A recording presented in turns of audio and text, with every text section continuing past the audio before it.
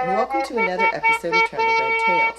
Now today's episode is going to be a little bit different because a few weeks ago I was over in Beatrice, Nebraska at the Homestead National Park.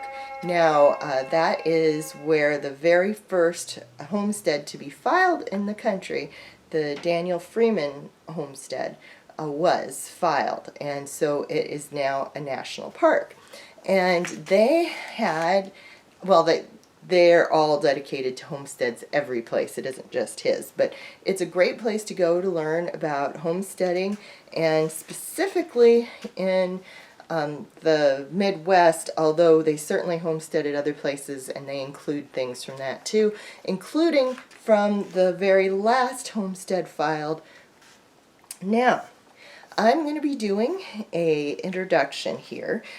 This is what they asked me to do. They were having a prairie author event, and so they had, I think it was 6 authors represented there. And then they went through a series of questions and had everybody answer representing their author.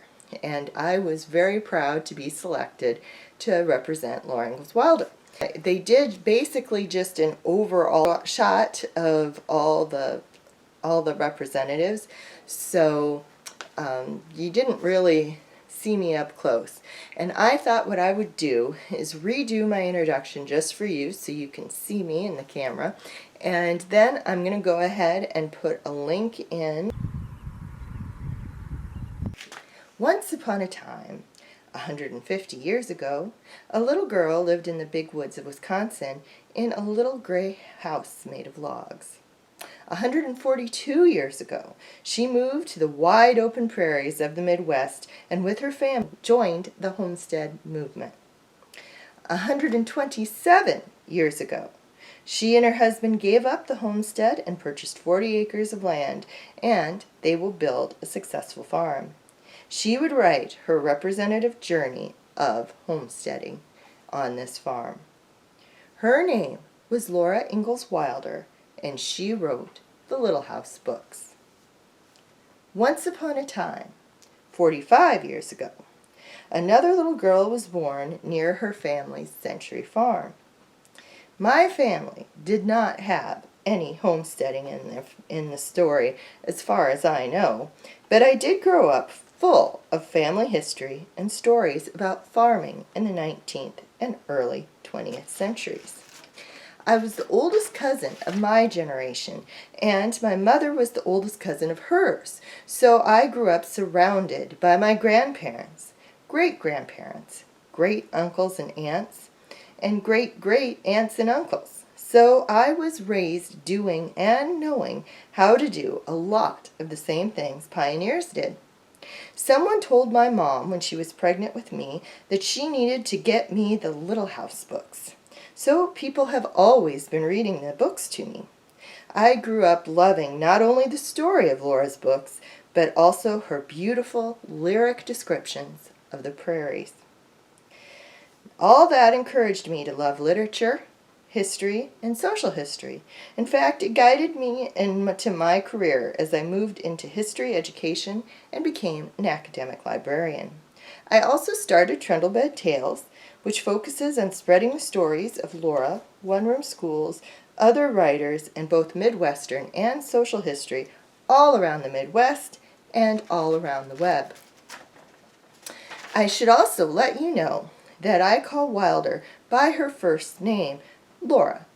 All of her fans consider Laura their friend, whether they mean the real Laura, the book Laura, or the TV Laura, and so we all call her Laura. We also call the same versions of Caroline and Charles Ingalls Ma and Pa because Laura's stories make her readers feel like they are part of Laura's family. I hope today I'm meeting some more family, and if not, I hope that I can welcome you to Laura's homestead world. Now, I'm done with the introduction, but I want to just point out a couple other things. First off, Laura actually talks about coming through Beatrice, Nebraska. On this particular edition of the book, it is on page page 49. On August 6th is the entry where it starts talking about it. And she talks about what a nice town it is, that they saw the courthouse, that it was very pretty. That courthouse is still there, still very pretty. And they also crossed the Big Blue River, which is one that you had to cross if you are out here at the homestead site. Now, I want to give one more shout out to a couple other people that are here speaking. First off is, way down there, Willa Cather. And she is the one who wrote Neighbor Roziki. If you have not read this short story, you need to go read it. It is very powerful, and it is the story of my family. I don't mean that those events happened to us, but it's such a good description of them. If you want to know what a Czech American immigrant family was like, you need to read that story. And I think really, if you want to read about the assimilation of any group of farming immigrants, I think it would be a good piece to read. It means a lot to me, and in fact we used part of it as part of my grandfather's funeral service. And the other person I want to give a shout out to is Beth Streeter Aldrich. She also has an organization here in Nebraska, as does Willa Cather. But we in Iowa, we consider her an Iowa author because she was actually born near Cedar Falls. And she wrote A Lantern in Her Hand, which a bunch of other books. A Lantern in Her Hand is the one she's best known for, and it is a super powerful book. The preface has a line in it that I didn't even try to memorize. It just stuck in my head the first time I read it. And this is just in the preface, but the last line of the preface is, "This is the story of Abby Deal, who died while the bacon burned and the children played Run Sheep Run in her yard." And that gets me every time too.